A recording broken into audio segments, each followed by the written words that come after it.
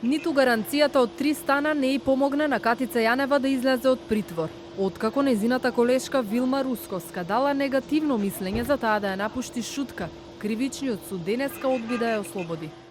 По разгледување и ценење на предлогот и мислењето од надлежното обвинителство, судија на претходна постапка донесе решение со кое предлогот за укинување на мерката притвор со определена гаранција се отфрла како недозволен, а предлогот за определување мерка за предпазливост се одбива како неоснован. Јанева е трето осомничена во случајот рекет кој продолжува со распит на сведоци, кои неретко бираат странични влезови за да ги избегнат новинарите. На кој односи да беа поставувани прашања? Распитот на председателката на собранието на Меѓународниот сојуз, Агапи Дик, денеска траеше околу 2 часа.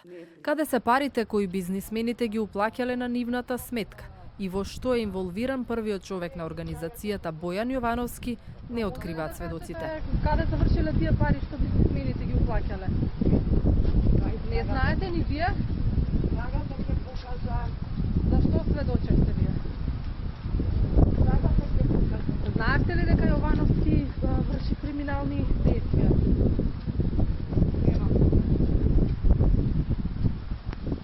Бизнисменот Зоран Азманов, кој попладнево беше испрашуван во обвинителството, останува на тврдењето дека Боки 13 му се заканува со случај против него, кој му паднал во раце преку Катица Јанева, отворен од финансиската полиција. Он самиот велеше дека од финансова полиција и од специјалното јавно обвинителство. Значи во телефонски позив кога му се јави, му викам, како можеш ти таква најава да правиш за емисијата? Од каде имаш ти такви сознанија дека јас сум градежната мафија и дека кога јас никогаш во животот немам работено ниту еден бизнис од државата. Нема една фактура од мене према државата и обратно.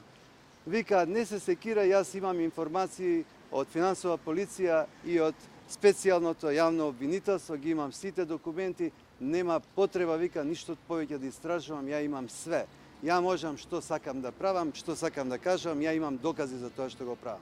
Азманов денеска се појави да сведочи како жртва од Боки 13 кој сакал да му изнуди пари. Но утро во обвинителството прибрало информации каков мебел купувал Јовановски од луксузната продавница Пиер Карден, која е лоцирана кај Визбегово. На распит сведочела една од продавачките. Извори на телевизија 24 од истрагата велат дека тој мебел се уште не е запленет. Случајот рекет повеќе од 2 месеца е со тројца осомничени: Јанева, Јовановски и Милевски.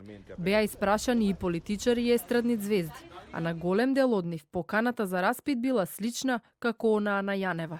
Не како сведоци, туку повикани како лица од кои се побарани информации за случајот.